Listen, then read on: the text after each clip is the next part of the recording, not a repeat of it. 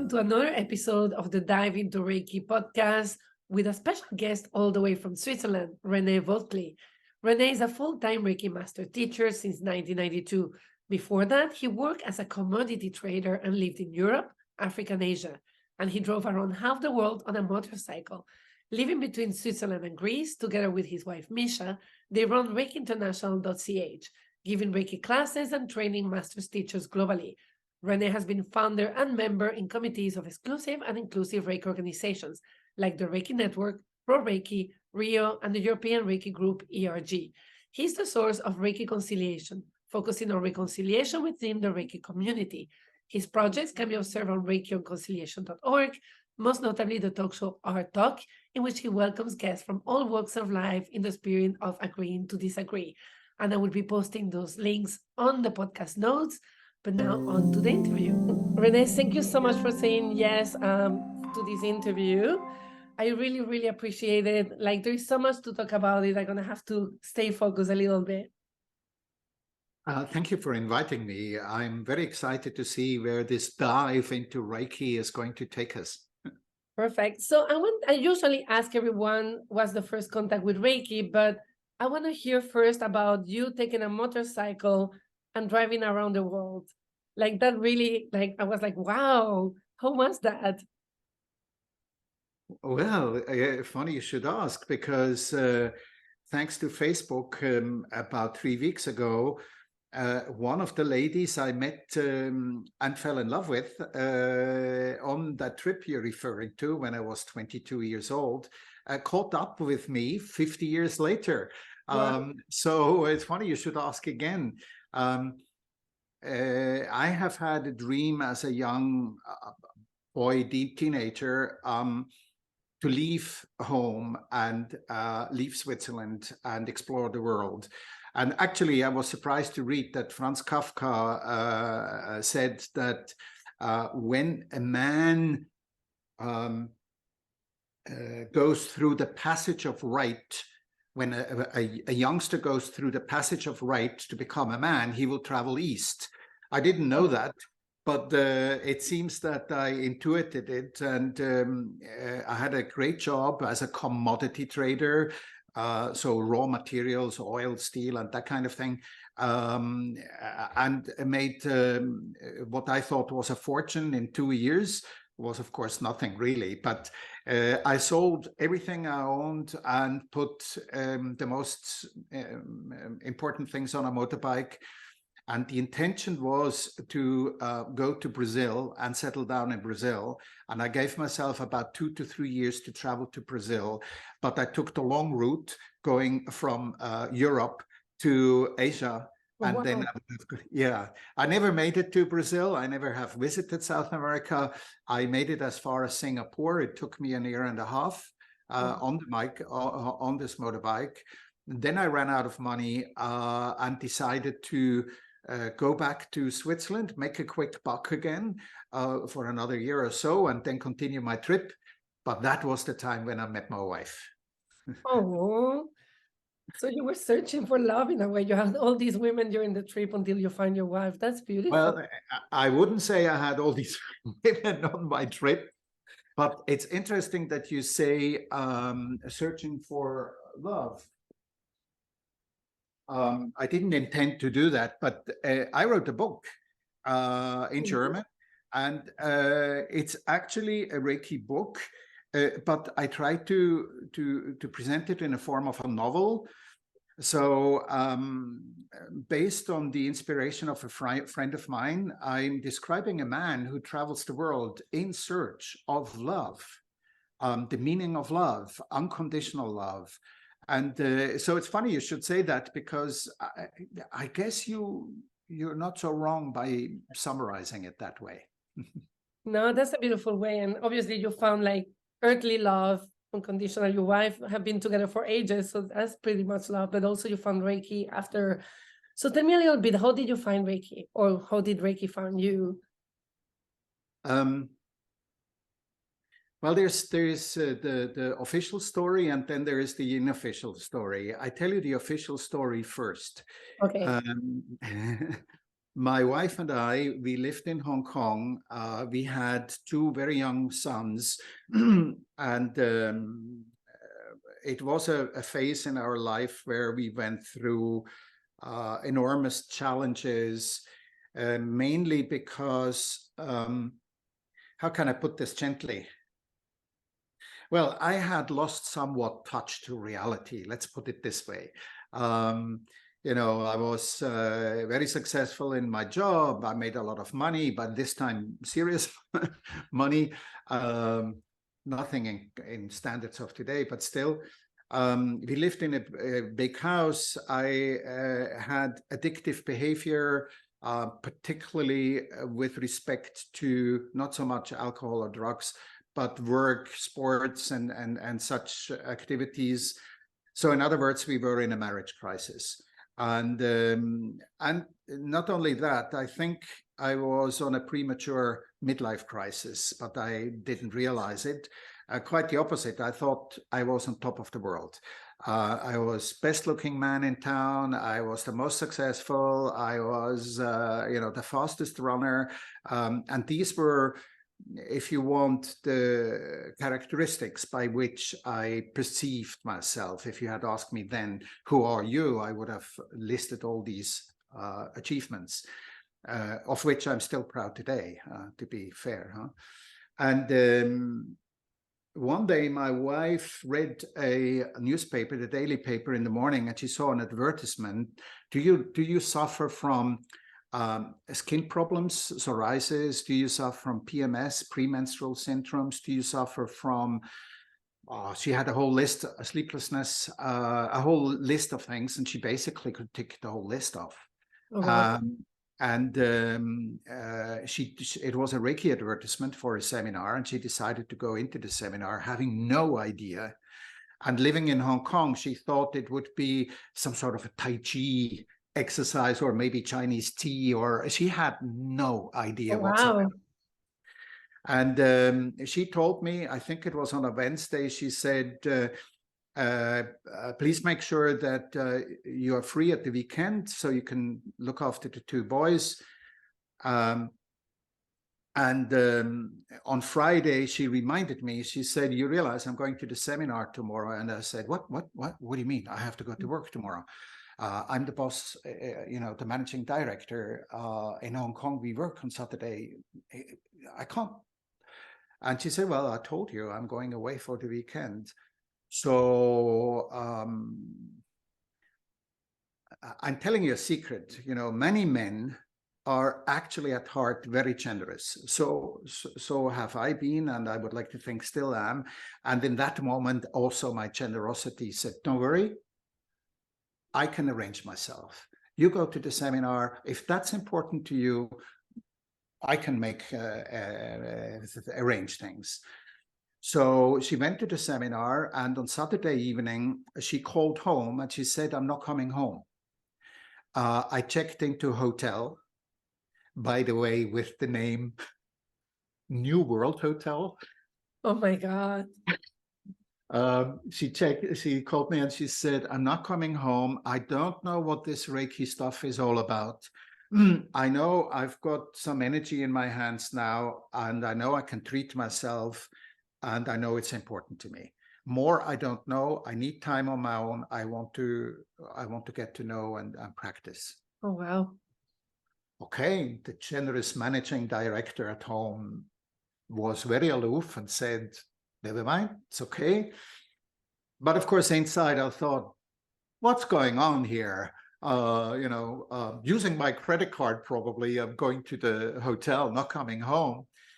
And on Sunday, and that wasn't all that funny, to be truthful today, I started to go through considerable worries. Has she sold her soul? Has she entered a sect? Will my wife come back the same way as she left me? It wasn't all that funny, besides the fact that I was cooking inside. Who does she think to make me stay at home? I love my children, I even had household help, even the cooking was easy. But still, I mean, who is she to tell me that I have to stay home, give me house arrest?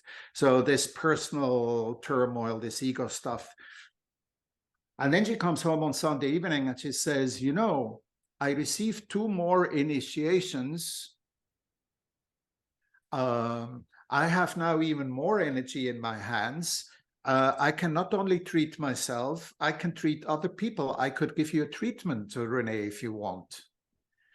Now, I thought, come on, I mean, top of the world, marathon below 3 hours, But now that you say it like that, I can understand why some people hear us and they're like, oof, yeah. And I thought, I don't need any treatment, least from my wife. That's what I thought inwardly, but outwardly I said, look, I'm a generous man. If you need a guinea pig to try your new stuff, I'll lie down. And my intention, and this is not a joke, my intention was to lie down, let this go over me, and then get up and tell her that she was taken for a ride by somebody. She left me at home. She spent money at the hotel, and all this was rubbish. That was my attitude, how I went into the treatment. Wow. But then, as you may already guess, of course, it came it came somewhat differently than what I anticipated. So 10 minutes into the treatment, I started to weep. I started to cry. And the tears were just running and running, and I didn't know what was happening with me. If I look at it from our perspective today, as a 70-year-old man looking back, then I can say, yeah, there is a young man who lost his parents early. He never grieved. He was in this macho-esque image of what it means to be a man, and real soldiers, real tough Indians, they don't cry, that kind of attitude, and being an adventurer, and all these images. Alpha, yeah. Yeah, very, very leadership, alpha, all of those images. And so looking back, I can see that this man, of course, bottled away a lot of the grief and a lot of the bad things which have happened in his life too. He never digested it. He never did have any conscious grieving. So from today's perspective, it wasn't a surprise that somebody lifted the lid off, or opened the valve, and all this sadness just poured out of me. But at that time, I didn't have these kind of explanations, and I got off the table, and I knew a few things. I knew something very important happened here. I feel relieved. There is a healing of some sorts which has taken place, which I don't understand, but it's taken place. And I'm utterly confused, because had you asked me at that moment, who are you, Renee? I could no longer have said managing director, good-looking marathon runner, and all this bullshit, right? I couldn't have answered the question, probably. Wow. And there was one thing I knew with absolute certainty, and that was, I want this in my own hands, to do it myself and not be dependent on so as cynical as this may sound, the truth of the matter is, this man at that moment said, I want to take my own life into my own hands. So that's how that's how truly I met Reiki consciously for the first time. There was a preliminary to that, which is more anecdotal than anything else. Excuse me. But it's interesting nonetheless from a Reiki reflection point of view, because you have to realize we are writing the late 1980s. And in Switzerland, that's not New York. It's not even Germany. It's something else. And there is a town in Zug in Switzerland where my wife comes from, Zug. And well, when my wife's elder brother, his name is Eddie, he was an international businessman, and he often came also to Hong Kong, and obviously he stayed with us. And so Misha was looking forward for Eddie to visit Hong Kong, and she was burning to tell him what she had discovered, this Reiki. So eventually, 2 months after Misha's Reiki 1 seminar, Eddie arrived in Hong Kong, and we had dinner, and Misha, I could tell she was waiting for the moment to tell her big brother, I have to tell you something. So she told him, and he sat there quietly listening, slight smile on his face. And when she finished, he said, I have to tell you something. About a year ago, I went to a seminar, a Reiki seminar in Switzerland. And as I was waiting for the seminar to begin, guess who walked into the seminar too? Your elder sister. No way. And this is in Hong Kong. Misha telling him, I found Reiki, and he said, not only have I found it already in Switzerland, but another important member of your family has joined already and done Reiki. Wow. It's incredible. I think this is And there was almost no Reiki in the 80s. Like, it wasn't like now. Like, there was very, very few masters. Yeah. Exactly. That's exactly the framework you have to see this with. So the truth is that I was on a business trip about half a year before my wife took Reiki 1 to Switzerland. And I had a terrible hangover. And I was staying with my sister-in-law, with Misha's elder sister. And Misha's elder sister said, come, sit down. I do something with you. And I sat down, and she gave me a Reiki treatment. And she then told me that it was a Reiki treatment. So the first time I encountered Reiki was actually before my wife, through her sister. So today, when Misha tells the story that in the family, she was the first one to meet Reiki, I sit there and think, oh, not really. I got the treatment from your sister a few months earlier. Is that almost like fate? That's incredible. Yeah. And if I may just, because these are important Reiki stories, and okay, we can say this was all coincidence, but maybe not so, because Misha's uncle, Misha's father was supposed to become a priest because he was the firstborn in a traditional Catholic family. But he fell in love with Misha's mother. And so his younger brother, Oscar, had to become a priest. And this priest, he was a missionary in Japan in the 50s. So soon after the Second World War. And in fact, he was maybe the first, but one of the first non-Japanese people who got honored by the emperor for the achievements he did. And his major achievement was that he helped the industry grow in Japan. And this is interesting because now Misha is a Reiki master, right? We are now jumping a few years forward, and we are going back to Switzerland to live in Switzerland. And now we're meeting Uncle Oscar, and he is interested in Reiki, and he becomes Misha's student. Wow. Okay. And you know, in those days, there was still the idea that people said Usui was a Christian. Mikao Usui was a Christian. That's how I learned it in the 2000s. There you go. Even in 2000, still this, that.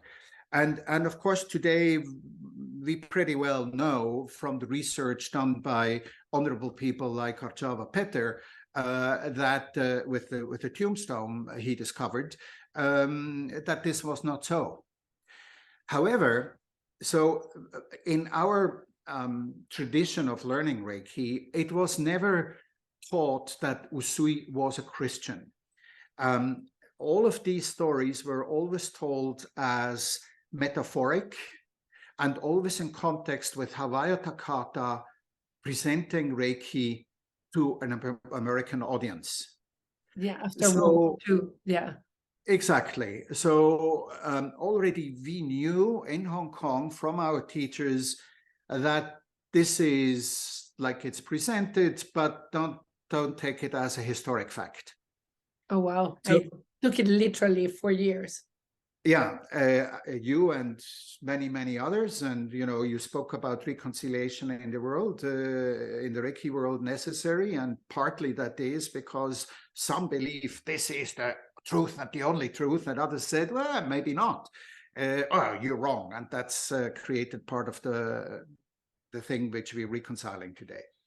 So for us, it was interesting, and we're writing about 1996, I guess, when Uncle Oscar was in Misha's, this is the Japanese missionary, huh? The missionary who spent time in Japan.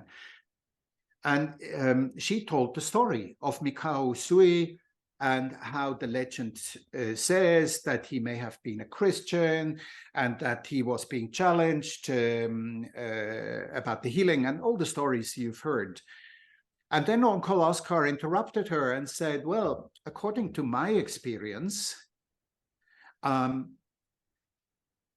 because his job as a missionary in Japan was not to foster the industry. His job primarily was to convert heathens to Christianity. Oh, wow. Well, that's the idea, or that was the idea back then. It was his personal decision that he said before, I can speak to the Japanese people after the Second World War who went through a lot of difficulties about high-flying concepts like Christianity and spirituality. They need food on the table. They need work. So my job is, and he actually built first a factory, and inside that factory later, he actually started to build a church, a chapel. Wow. Where he then initiated, Christianed some of the people who wanted to convert to Christianity. Now, he then, in the Reiki seminar, explained to Misha, we Westerners, we have to understand this. Even I, as a priest in Japan, Christianing Japanese people into my Catholic faith, I knew already then for them, it was not a contradiction to uphold their Buddhist views at the same time. It wasn't contradictory in their mind. And that was an eye-opener when in 1996, when Uncle Oscar and I had many conversations with him about these things,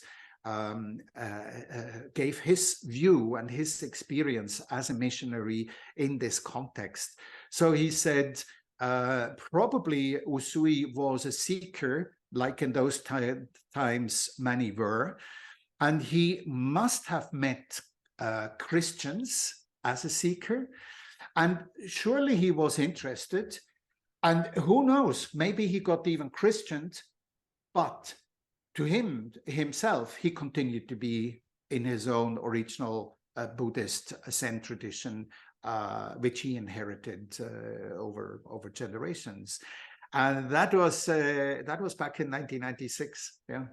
Yeah, I love. We have a very different view in the West of religion. They mix and match. They stay true. Oh, I like this Shinto ritual. They're a lot more open. They even collaborate between priests and religions. So it's a different concept that is hard for us to understand in that way, but I'm glad you're bringing that out. Well, so, I'm not sure whether it's hard enough for us to understand, but I do believe that we first need to liberate ourselves from our preconceived opinions, and that incorporates a glorification of the exotic Zen aesthetics. Yeah, great. You know, my wife and I are very inclined to the arts. We have a great appreciation for beautiful design. There's no question about it, lo and behold. But that shouldn't sidetrack us.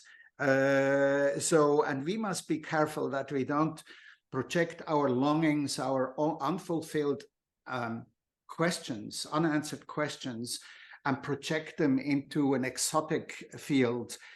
So if we can liberate ourselves from that, I think it's not so difficult to collaborate, to go into an exchange with these traditions. And in fact, for one of the most important spiritual influences in my personal life is a Jesuit priest who is a Zen monk. I love that. He's a Zen master. I have to and he was on TV now. He's 90 years old, not too long ago.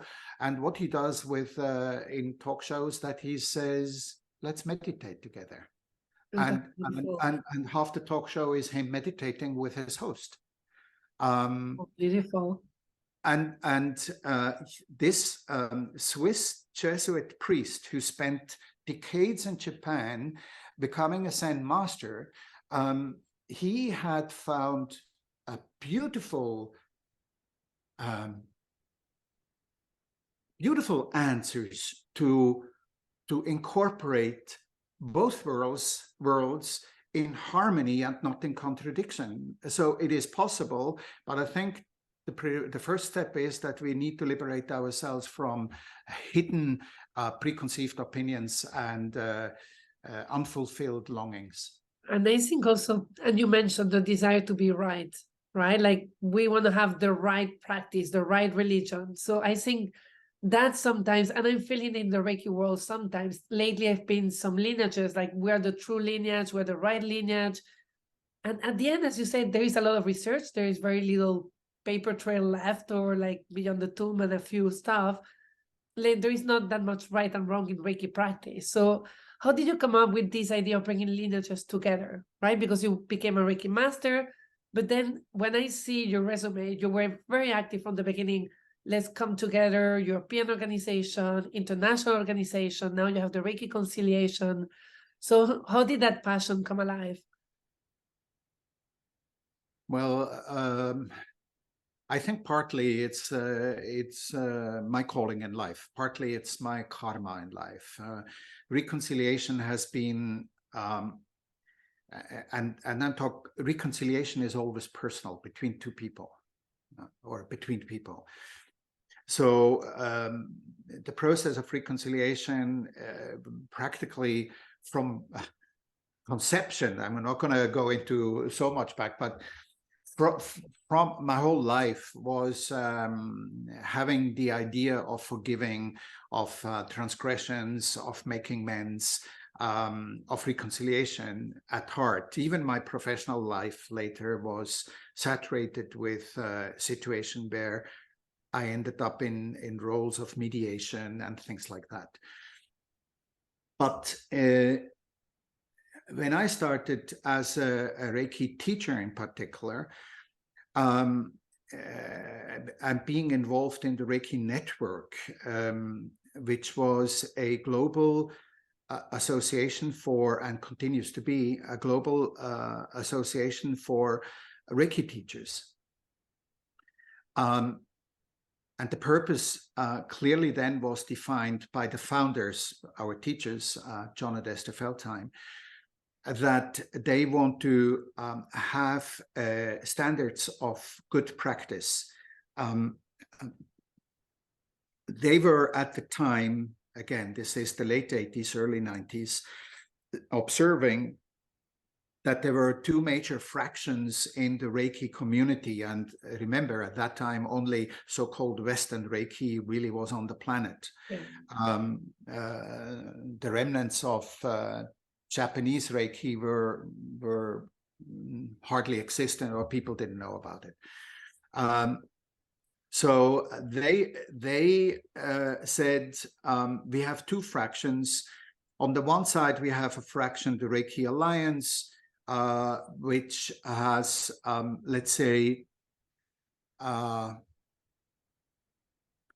more lenient spiritual way to deal with Reiki. In my interview with Phyllis Furumoto, she would describe that time as anything went. I don't want to go that far. I'm paraphrasing Phyllis.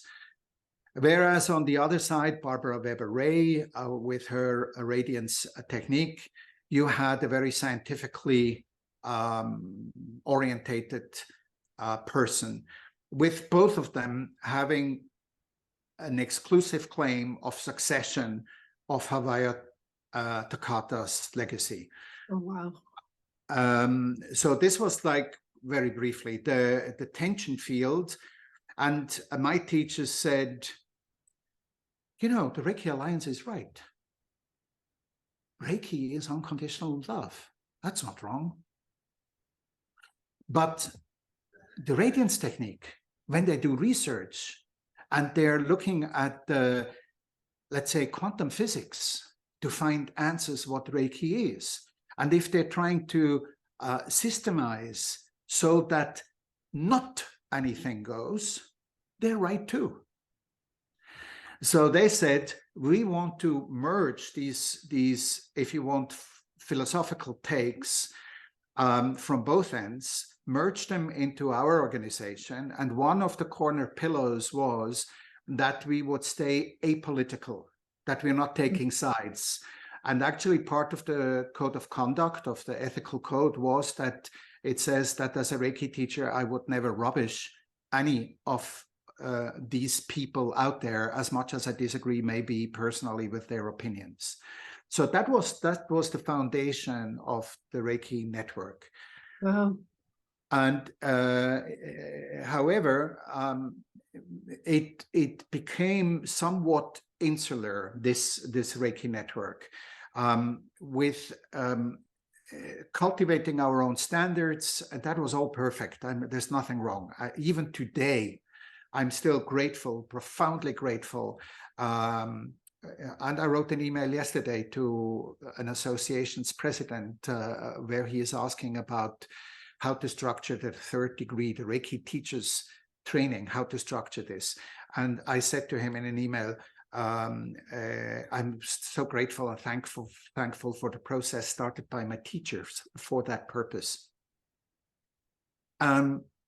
But soon my wife and I became somewhat very present in that organization because we were quite successful. We started to teach many students. We soon started to train Reiki masters. I soon was the vice president, then I was the president, then the immediate past president, then soon thereafter my wife was president, and so on. So there was a in that phase, I am one of the sinners who has been rather dogmatic. This, our handbook, our standards, that's the way to do it. Now, I still wouldn't rubbish other people, but my focus was very much on that.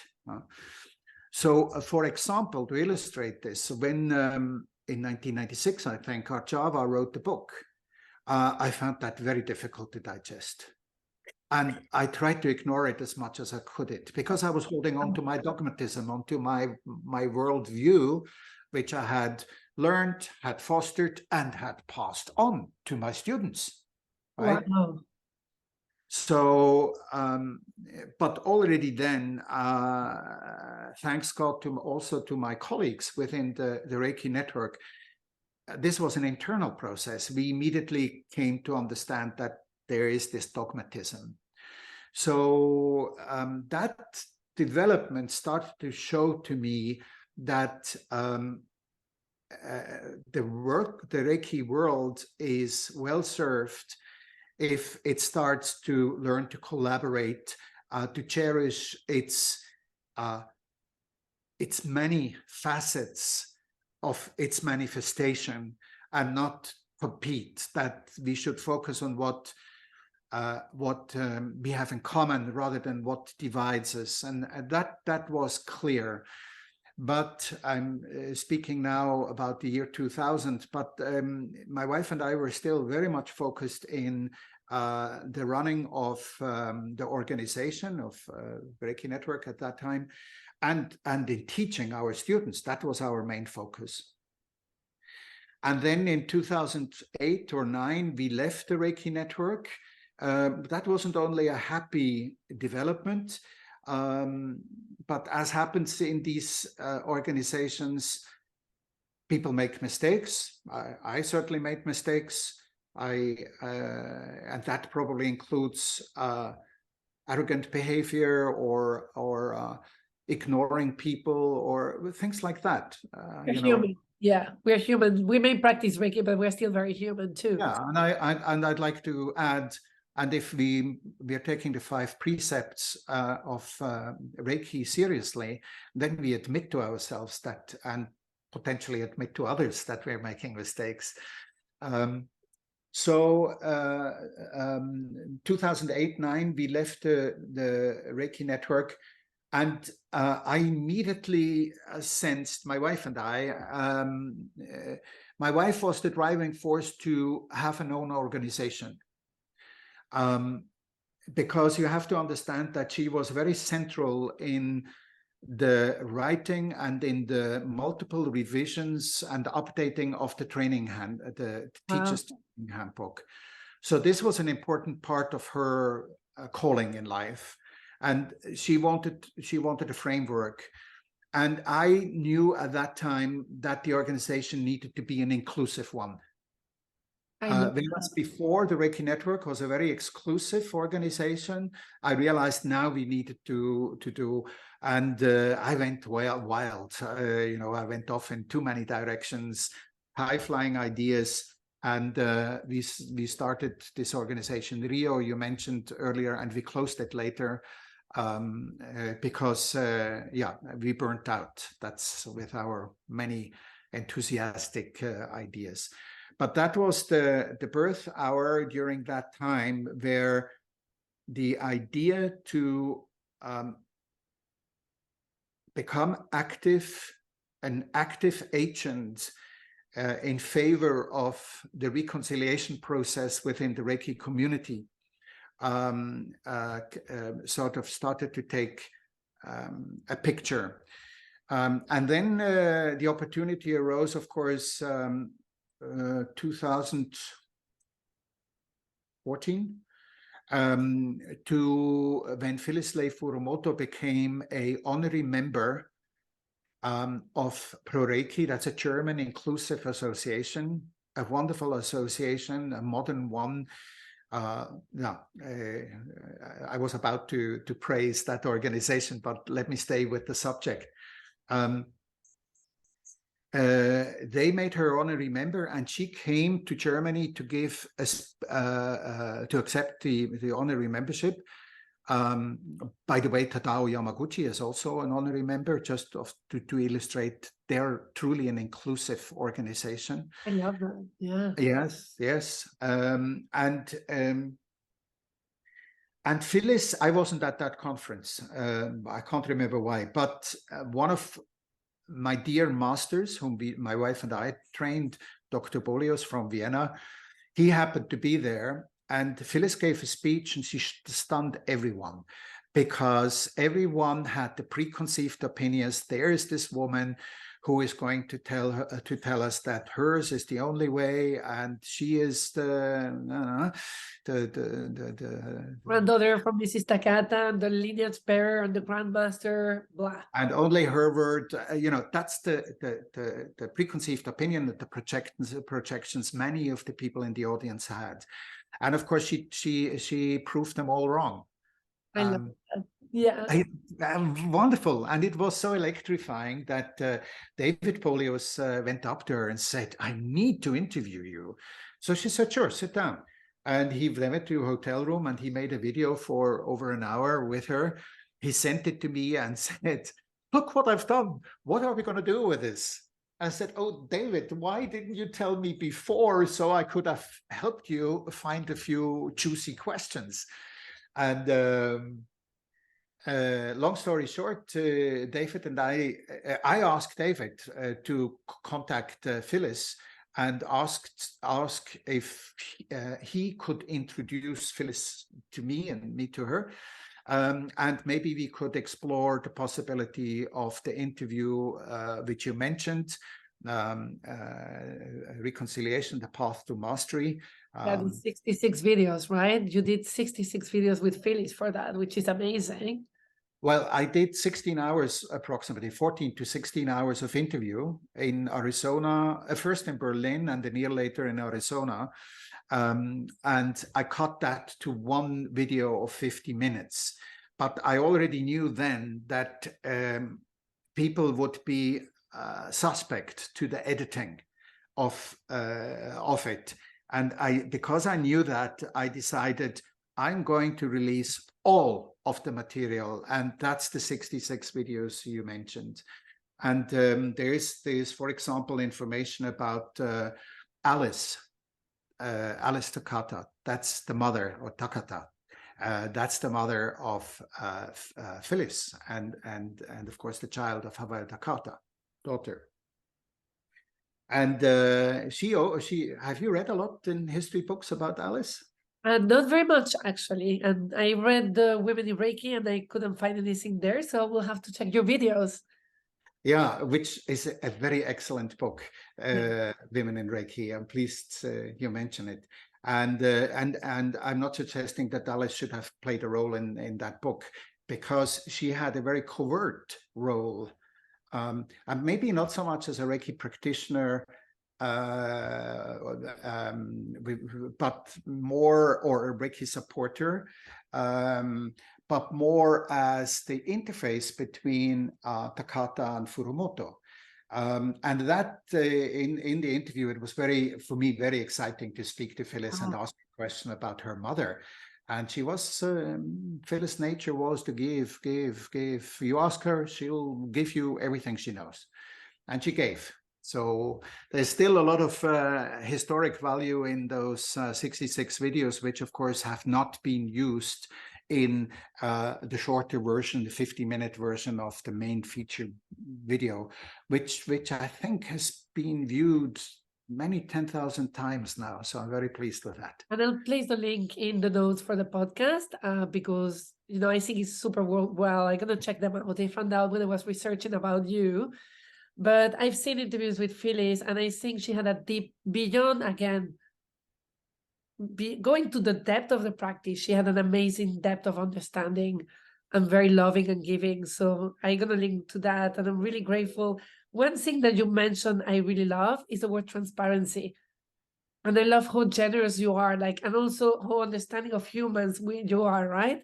So here is the 50-minute version, but here's the whole thing. This is transparency.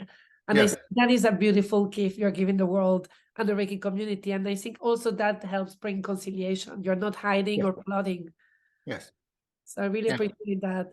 And one thing I love, and I was very surprised and a little bit you took me out of my box. You forced me to talk from the point of view of a human being, not a Reiki practitioner. Your Reiki conciliation is really bringing the human side and talking about other subjects, so we can realize we're all the same and we all can bring together. So I really loved it. How did you come up with that idea? Oh, good question. But the short answer is that's just me. I'm interested in you. I'm not really interested in your practice of Reiki, but you as a human being, you fascinate me. And you and I know we have the Reiki in common. We don't need to compare certificates with each other or how to draw a symbol with each other. It's fine.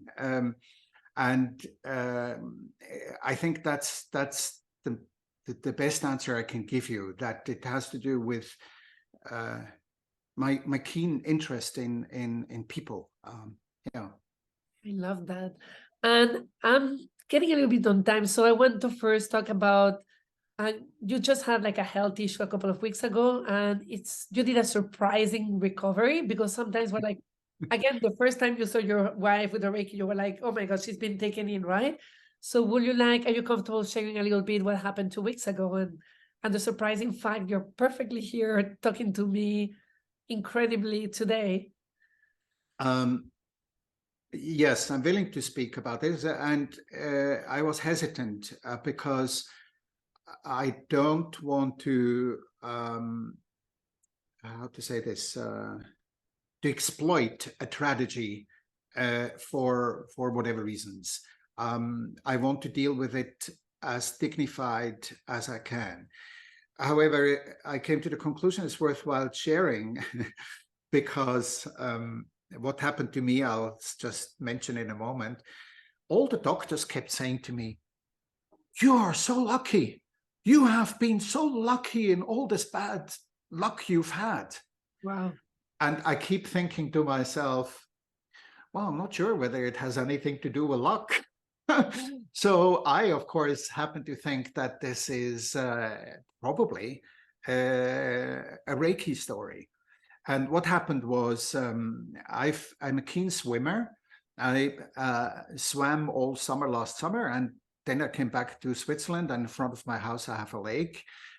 And I realized that I've never used the lake in the winter. So gradually in autumn, I started to swim every day, and the water got colder and colder. And I bought myself a neoprene suit, yes, because I wanted to swim distance. I didn't want to just make an ice dipping. So it's 2 weeks and 2 days ago, exactly. It was a Sunday evening, at 5 o'clock, I went for a swim. And it's in front of my house. And I started swimming for about 50 meters. And I had, out of the blue, a tremendous pain in my head. It was as if a fork on fire was really punched through my skull into my brain. I cannot remember whether I ever had such painful experience. And today I know that in fact, I knew already at that moment that this was a hemorrhage, a cerebral hemorrhage.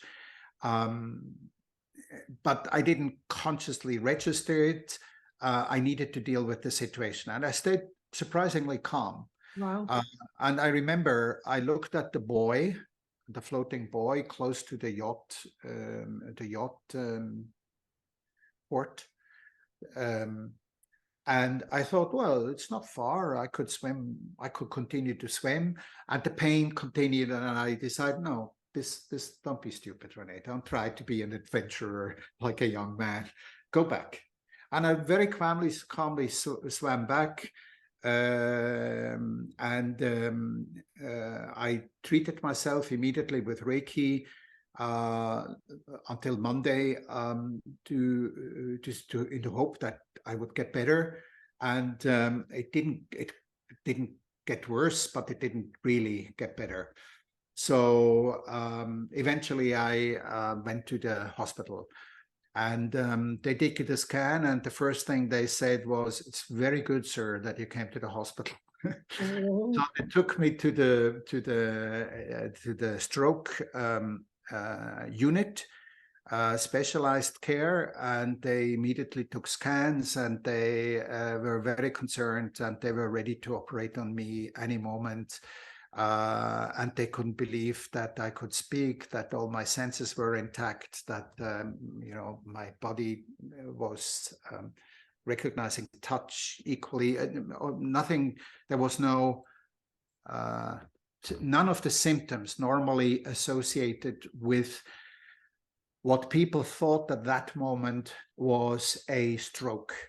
But I didn't actually have a stroke. Because the truth of the matter is that still today they don't really know what caused the bleeding in my brain. But it's quite serious. It's a big chunk, and I was extremely well taken care of. I couldn't believe how well I was taken care of. it so happens that the local town here is in the center of Switzerland, that they have a prime unit for stroke and brain hemorrhages, so they're especially equipped. And I'm saying that because I got top-rated medical support, and I was very extensively grateful for that. And this is maybe, now I'm coming to the part why I decided to share the story, because obviously I had the fear of losing my capabilities, of being paralyzed, or having speech impairments, or all these symptoms which are associated with something like that. But to be truthful, I never really felt the fear, because before that, it was like intellectually I realized it, but I never felt the fear because it wasn't the case. I was able to speak, I was able to sense. So I was overwhelmed with an immense gratitude for the luck, or for the fact that I was free of any of these symptoms.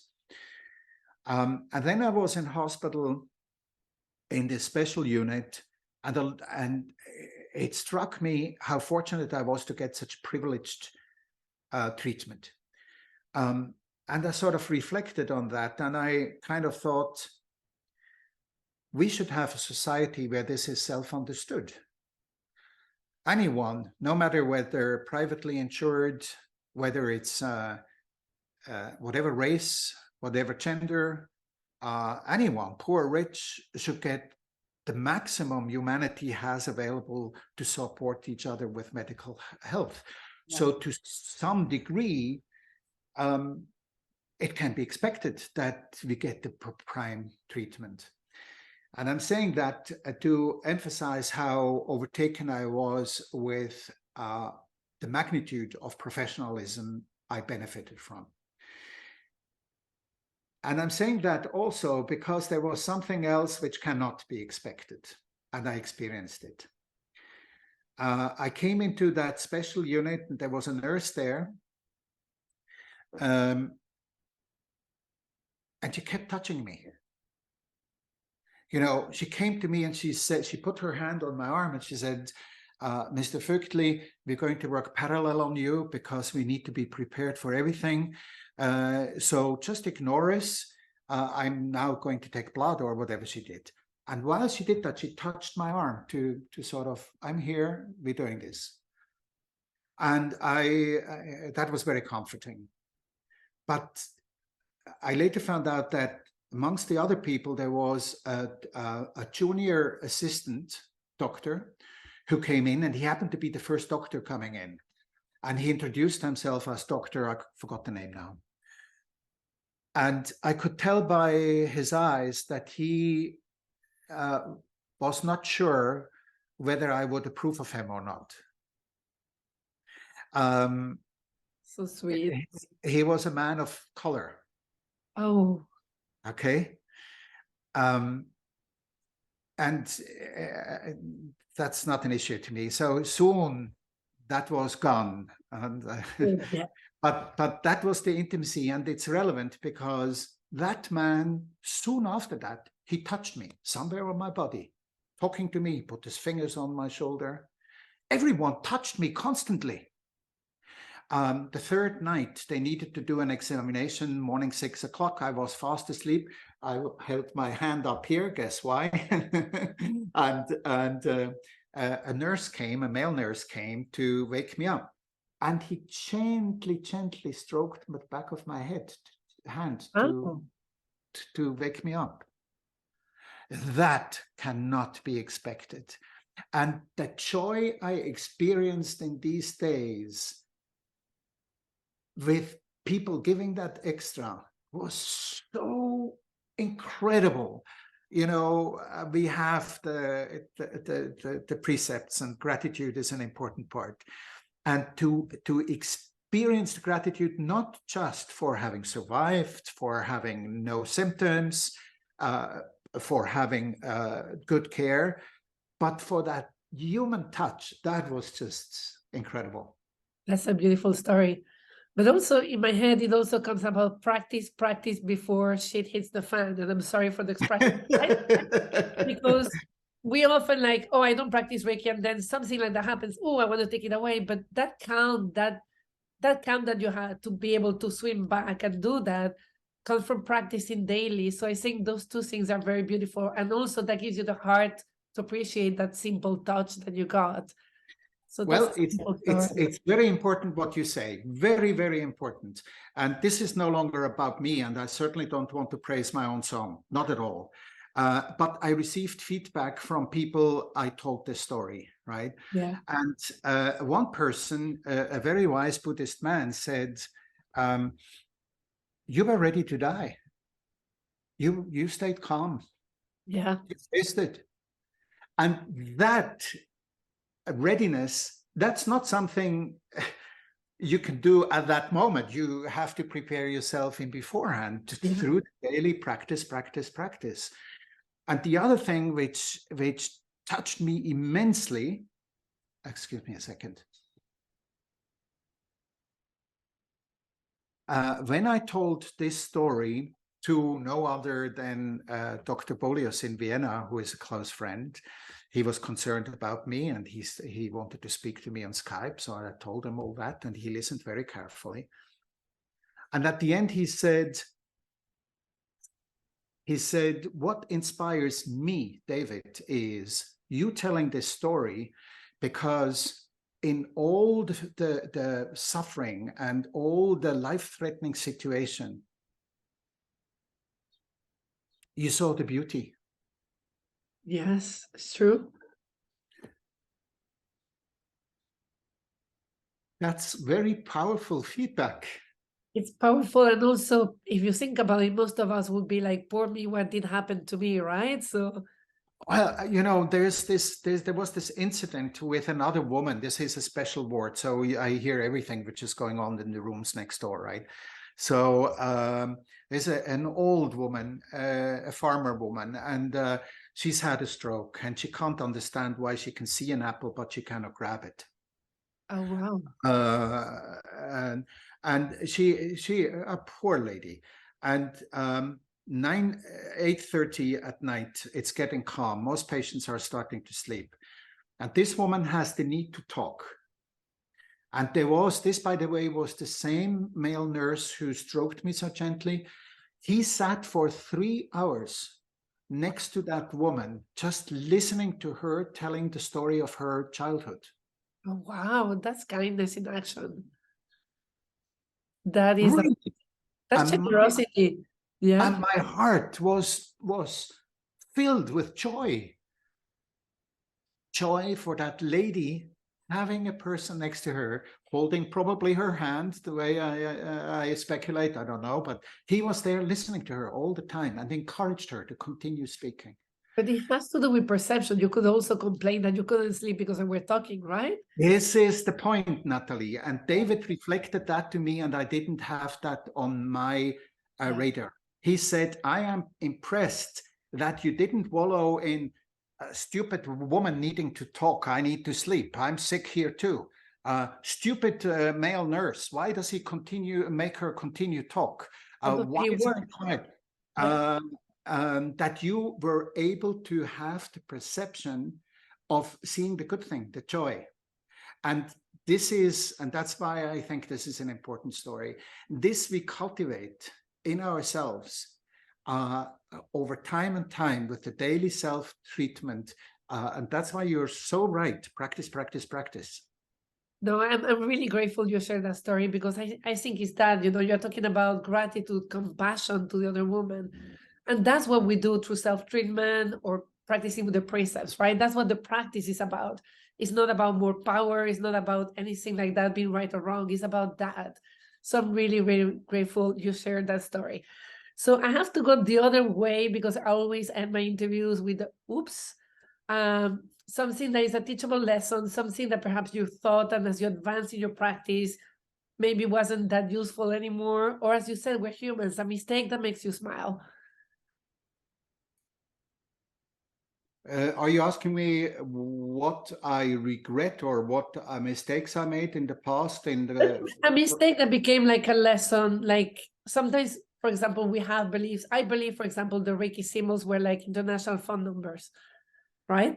So for me, it's like, oh, my mom lives in Belgium, so the distance symbol is like that in 322, right? So that was, and it's kind of cute now. I use it for my students to tell them, well, they're not like long distance, even though now with technology we don't need those anymore. So I think something a little bit cute that like makes you smile when you remember, and then you may use to your students as a, hey. Oh yes, I have a story for you. Good. Yeah. Okay. It's a seminar in wintertime close to a nunnery, and my wife is the teacher. And all the students, about 20 students, arrive with their jumpers and moon boots and what have you. And excuse me one more time.